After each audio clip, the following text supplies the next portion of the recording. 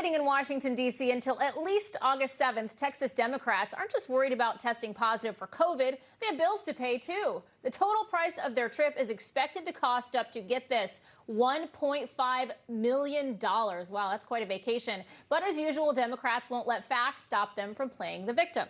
Still pretending that their donor-funded vacations is coming at a great personal expense, like none of that money is going to laundry. Give me a break. Meanwhile, State Representative Jared Patterson says the Dems refusing to show up to work has already cost the Texas taxpayer nearly $350,000. Believe it or not, this publicity stunt somehow keeps getting worse for these Texas Dems, who may spread the virus to Nancy Pelosi's aide and a White House official.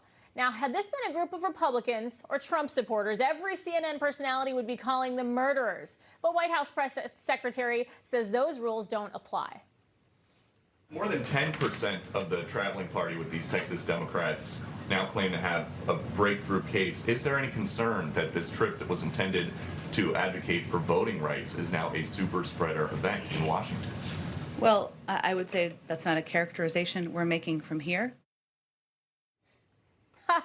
Well, joining us now to discuss this is Houston resident and co-chair of Project 21, Horace Cooper. Horace, thanks for being with us tonight. Thanks for having me on. So this is just unbelievable here, the hypocrisy, especially among the media. I want to play a little bit of some sound bites from when President Trump was accused of having super spreader events. Let's take a listen. Some are wondering whether this was the super spreader event. We know 8 people have tested positive. The President of the United States continues to hold super spreader events. Our super spreader president, he doesn't need visitors. He's getting ready to hit the road, spreading little bits of COVID everywhere he goes. And instead, he's out there hosting super spreader events. Wow, isn't that funny? But yet, nothing to see here, Horace.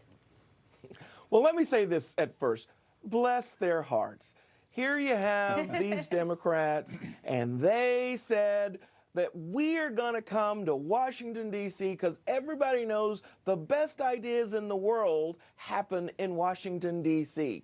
And they decide to demonstrate in front of God and everybody that they actually do believe in filibusters. They actually do believe that you should use all of the techniques of holding office in order to get your way.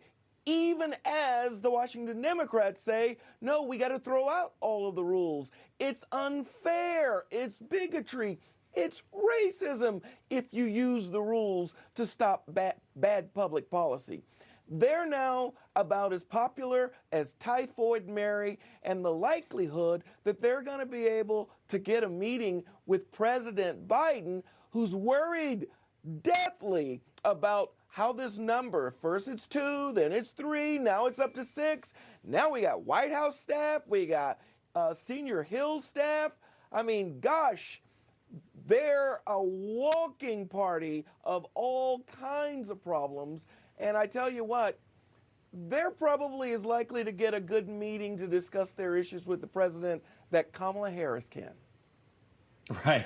Listen, Horace, let me ask you about, their antics, of course, are despicable. But let me ask you about the foundational premise, because they are allegedly, they have taken to the road to protest Texas election integrity efforts, which include voter ID. And those on the left and their allies in the corporate media, they constantly insist that requiring ID is somehow bigoted. Now, I think that notion in and of itself is very condescending and very, very prejudiced.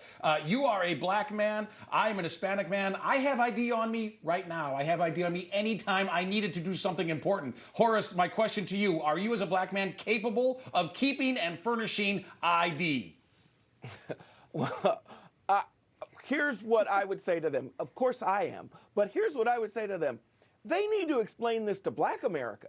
Black America, when asked by Gallup, said 2/3 in some polls, some say as high as 79%, nearly 80%. We need ID, and we believe that it's a useful way to prevent fraud. Guess what? When our organization, Project 21, studied this issue of election fraud, we found out that minorities, particularly Black Americans, were most likely the victims.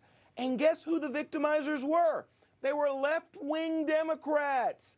This desire to take away from people their right to decide for themselves is endemic to this whole lie that somehow requiring ID because Black Americans don't want to drive, Black Americans don't shop, they don't write checks, Black Americans don't fly. This lie is all set up, and yet the President of the United States and the party of the left continues to embrace this.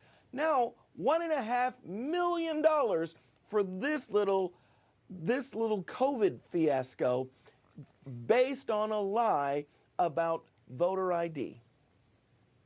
And I have to add, I'm feeling a little left out here. I am from a very small town, and we do, in fact, have photocopiers, Kamala. Just set the record straight here. Horace Cooper, thank you so much for being with us. Great to see you.